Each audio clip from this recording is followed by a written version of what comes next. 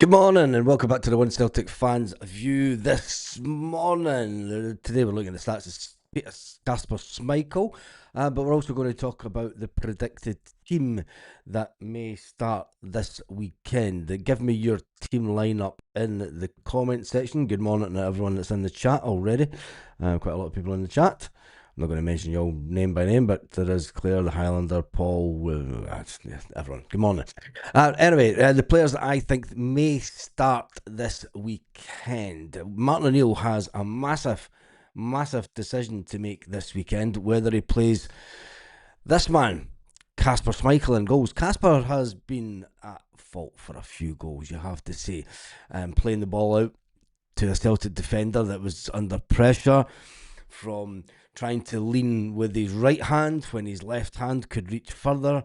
And we all know what's happened over the last couple of months or so when it comes to Kasper. Does he go with Kasper Schmeichel in charge? Martin O'Neill takes charge of Celtic again. 36 days. Only 36 days since he was applauded by Scottish football and was given the Manager of the Month accolade for having a fantastic month at his time at Celtic. In come Wilfred Nancy to destroy everything that Martin O'Neill did. Martin O'Neill left on the 4th of December. He took Celtic within touching distance. He took them to the cup final. He didn't get the cup final when we know how that hurts. But within touching distance of Hearts when he left. He had closed the gaps. Everything was looking well. Wilfred Nancy had to just come in, maintain the status quo, push on, change his style a bit, and show the dominance that Celtic have had over the years. However, as we sit and look at do we need to look at the table? Do we really need to look at the table this morning? I mean, will it make our day worse for looking at the table? We all know that we're third in the league. We find ourselves in a position that Celtic very rarely finds itself, and that is quite a few points back from the team at the top, Heart of Midlothian. Hearts are sitting with 44 points. The Rangers are sitting with 41 points. Celtic have played a game less than the Rangers. We've only played 20 games, but so has Heart of Midlothian. They've only played 20 games also. Celtic are sitting on 38 points, but the big one for me is the goal difference. I know I've been cracking on about it, and it will come into play. It's looking like it's going to be one of those seasons that when we get to the end of the season, goal difference could be the big factor, whether we like it or not. We need to start scoring goals. We know that we don't have a striker that is capable of banging in 30 goals a season. We know that we need strikers. We know that we need two strikers. Kyogo, the chat of him coming back, I think that Kyogo would just go thanks, but no thanks. I've had my time at Celtic, and but don't put the table up until we go top. See how long it takes. And we could have a long wait, a very long wait. He's talking about not looking at the table again for at least 2 months. I think it will take Celtic 2 months to get to the top of the table. I can't see Hearts dropping anything, but let's forget about Hearts. Let's forget about them. Let's talk about the predicted lineup. My predicted lineup. It could change though, depending on what Martin O'Neill says. I think that he will stick with Kasper Schmeichel. Unfortunately, he stuck with Kasper Schmeichel the last time. He sees Kasper Schmeichel as one of the older, more experienced players. Martin, and the only reason that I think that Martin O'Neill will stick with Kasper Schmeichel is because he likes more experienced players on the park. As Martin O'Neill said in his own words, when I was here the first time, my team was a team of men. Hence the reason that I think Kasper Schmeichel will keep his place. When we look at the defence, I think Tierney will be in the left of a back four. I think that Liam Scales will come back into the team because Martin O'Neill liked Liam Scales. It's very unfortunate that Liam Scales, one of Wilfred Nancy's first games, Liam Scales puts a header into his own net and didn't like the way that he was playing under. He was getting left open and stuff, but Austin Trusty will partner Liam Scales, and then Julian Arajo will also play. I think that he will get his first start for Celtic. I think that the manager will look at playing a solid back four, and he'll see the experience that this guy's had, and maybe he's done well in training. Martin O'Neill has had the best part of a week training with the players. Sean Maloney definitely has, and I think that will be the back four. When it comes to the midfield now, Callum McGregor will start in the midfield, as he always does, as the captain, and people are counting down the clock until there is a bid that comes in from our ex-manager to take Callum McGregor away for crazy amounts of money. Will Celtic 1 entertain or accept any offer for Callum McGregor? Celtic do not have to accept the offer for Callum McGregor. And would Callum McGregor want to up sticks and move his family over to Saudi? With only 2 years ready until he sort of retires from football, he has stepped back from international football. He no longer plays for Scotland, which gives him some time off to spend with his family. And that was one of the important things that Callum McGregor said. He enjoyed the time off, the international break, because it gave him more time to spend with his family. Going away, I don't think that he would take his family away over to Saudi for 2 years. I mean, Joe Hart didn't bring his family up to Scotland. He kept his family and kids all down in England, and he knew it was only going to be 2 years. Is Callum McGregor the type of player? I don't think he is, to be honest. I don't think that Callum McGregor would take up the opportunity to leave his family for 2 years. Just a hint. I don't think that he would. Arnie Engels, I think that he will be in beside Callum McGregor, and I think Rio Hatate might sneak back into it. I've just got a funny feeling that the manager will bring in Rio Hatate. Carmack has stepped by from interviews as well. Yes, he has. He has disappeared from interviews. But we'll not hold that against him. 2 years in Saudi, 10 million, no brainer. There's no way that he will get offered that kind of money at his age. But then if he does, I think that we'll all want to just be his caddy. I'll carry your bags, mate. It'll cost you, but I'll carry your bags. Rio Hatate, I think that he'll come back into the team. He flourished a bit under O'Neill. He does have that. He played well under O'Neill. He liked his time under O'Neill. He didn't. I don't know. I mean, he ended up getting dropped by Wilfred Nancy, which says a lot. But I think that all the players were fed up. So I think Rio Hatate will come back in. I think Yang will retain his starting place. Yang has been the only shining light over the last 4-week period. I think that Yang, as long as Birmingham don't come back in for a bid for him, I mean, they might still say, look, is that 3 million still on the table? But then Celtic might go, well, you retracted the offer. You know, you closed the deal down in the closing hour of the transfer window in England. And Birmingham were well within their right, because Michael Nicholson wouldn't pick up the phone and get the paperwork done, even though the Celtic transfer window didn't close till later that evening.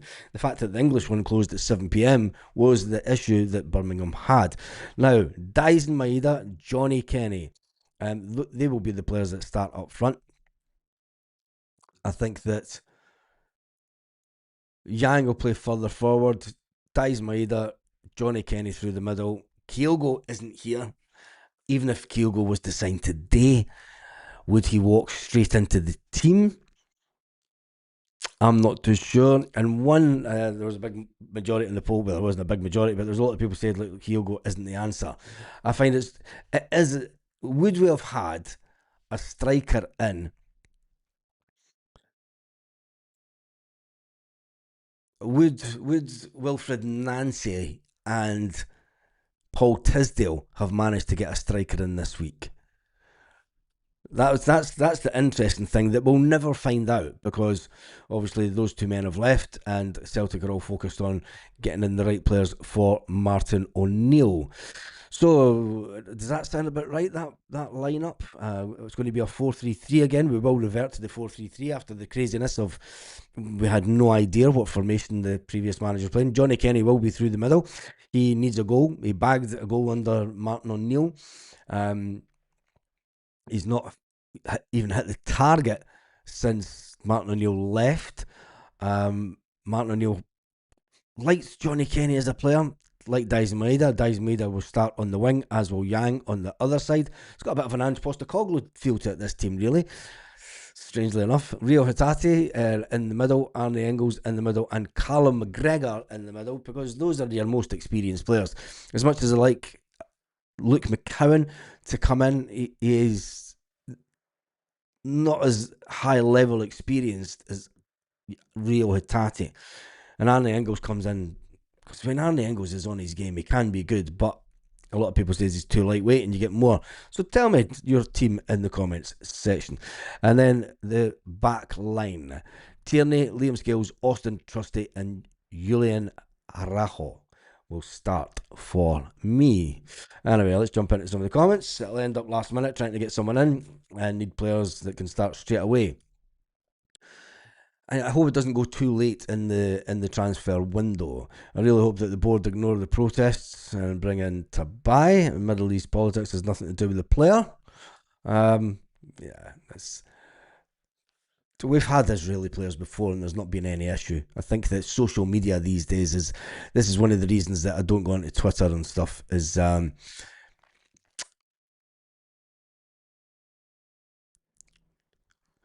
goals against and saves. I don't know why it's pulled up goals against. Like, I've never seen Celtic have. I need to double check the stats, mate. I've not got. I put that up this morning, and I'm not sure what the stats are for the goalkeeper. I need to speak to the producer guy that sorts this stuff out. Um, but anyway, yeah, that's what it is, mate. Who are Celtic playing? They're playing Dundee United.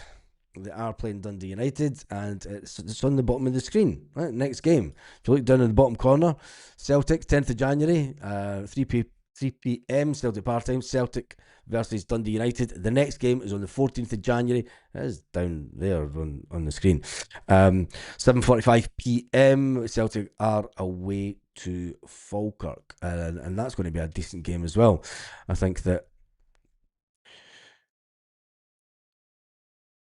maybe Tobai wants away for the club for that reason. You never know. Yeah, this is maybe true. This is maybe true. Still like Elliot from Motherwell. Elliot Watt from Motherwell. We can maybe look at that player, Elliot Watt from Motherwell, and see his stats. Let me just see. How did that comment go?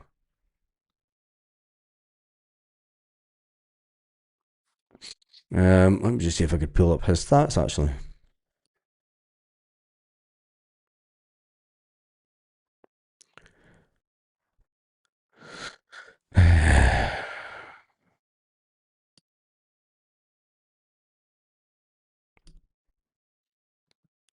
Uh, mm, mm, mm, mm.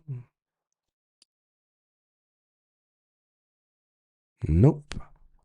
Why is that not coming up? Shit.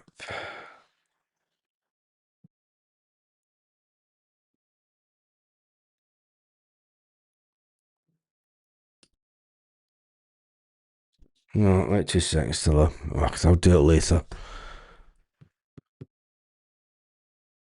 That's one thing that never came up last night. Anyway, and other Celtic news, it is all about whether Celtic can get in a striker. Can we even?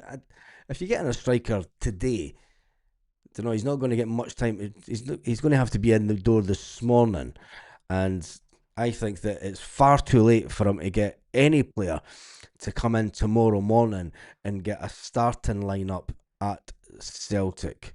I just can't see it happening at all. I'm just seeing about Mark this Kyogo one.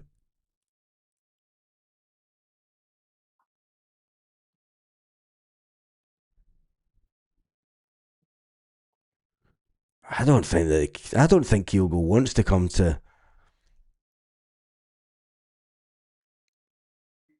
Jesus. Kyogo's on 40 grand a week. Kyogo's on 40 grand a week. There is not a chance that Kyogo would think about coming back here permanently. Um, he may come back on loan. Celtic would have to pay around about 20 grand a week. Have to pay at least half his wages. But there is absolutely no way that Celtic are paying Kyogo Furiashi 40 grand a week. And plus, I think personally, I don't think that Kyogo wants to come back. There is more chance of this Callum Wilson deal happening. But is he the answer? 6 months contract, not a gamble, is the headline.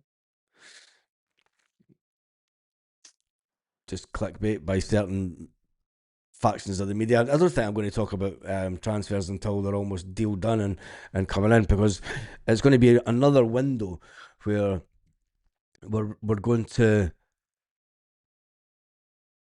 be linked with a number of players. Look at the players that we were linked with in the summer. We were linked with a 6'5" midfielder, French guy. Never even put a bid in for him. Don't believe it. Put a bid in for him. We were linked with various strikers, like we have been for many windows. None of them came to the club. So Bow would be a good shout, but I think Hibs want to hold on to him. And Milligan at the end of the season, young striker, Motherwell top scorer. I don't think that any of these clubs would ultimately sell their players to Celtic, especially in the SPFL. Especially when you see that Motherwell, it would be suicidal by Motherwell. Motherwell have got a chance, a slim chance, but they have a chance to go into a title battle with Celtic and Rangers for third position. This is the reality of where we are. There is no way our Motherwell going to sanction the sale of any player to Celtic or Rangers at this point in the season. It would be complete and football madness for them to do so. Especially that Motherwell are on 36 points and Celtic are on 38 points. They'll be thinking, this Celtic team aren't that clever. We just keep pushing away and you never know.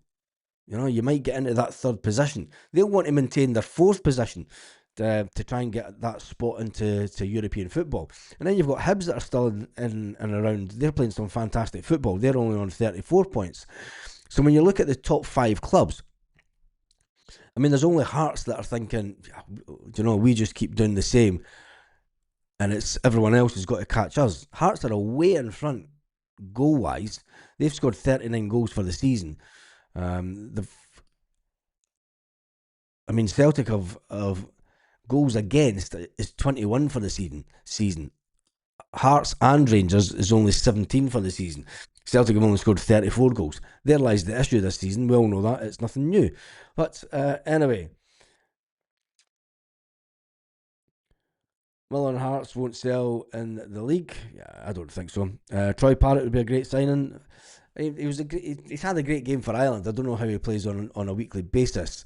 They won't sell to us, and he finds it'll be way above the odds. Yeah, if we want any player from the likes of Motherwell, they're automatically going to go, right, we're putting 5 million on him. There's a 5 million price tag. It would have to be something completely ridiculous, and there is absolutely no way that Celtic are going to go and play 5 million in a winter transfer window for a Scottish-based player. Absolutely no chance whatsoever. Yes, it would be complete madness for Motherwell, Hearts, Hibs to sell to Celtic or Rangers. It would that. Everyone's got work to go to. That's go good. But other than that, Celtic transfer news-wise, it is kind of calmed down, which means that there is no information coming out of Celtic as per normal, what usually happens. And is that a good thing? Is it a good thing that not a lot of real transfer information is getting leaked? Because you've got to remember, in the summer we were getting linked with all sorts of names, and then the manager in the summer said, oof, yeah, that could be a good deal. Swap Balak Wisha. I don't think anybody. I don't think any. Do you know? It'd be just the thing though. We would do a transfer swap for Balak Wisha, and he would score 4 or 5 goals against Celtic in the next couple of games between now and the end of the season. It's the way that football works, isn't it? Steve Johnson's in the house. Mulligan didn't come to us in the summer because he didn't think he'd get a game. How wrong was he? Yeah. But anyway, right, that is me done and dusted for this morning. It is just a quick one this morning because I need to sort out this live scenario stuff, and I want to make a few changes to it. On that note, I will be back live this afternoon. Do we have a scouting system? We have a scouting system. It's not a very good one. Yes, there are still people in the scouting department, and we just brought someone in last week, James Bell Walker. I think he's now heading up the scouting department. No idea. But anyway, I will be back this afternoon with an afternoon edition of Celtic Transfer News. Hopefully we'll get something in. And also once we've listened to Martin O'Neill's first interview, again, since his last interview on Tuesday, and only 36 days since his even more previous interview. Coming back to save our season. On that note, have a fantastic day, Celtic fans, wherever you are, all around the world.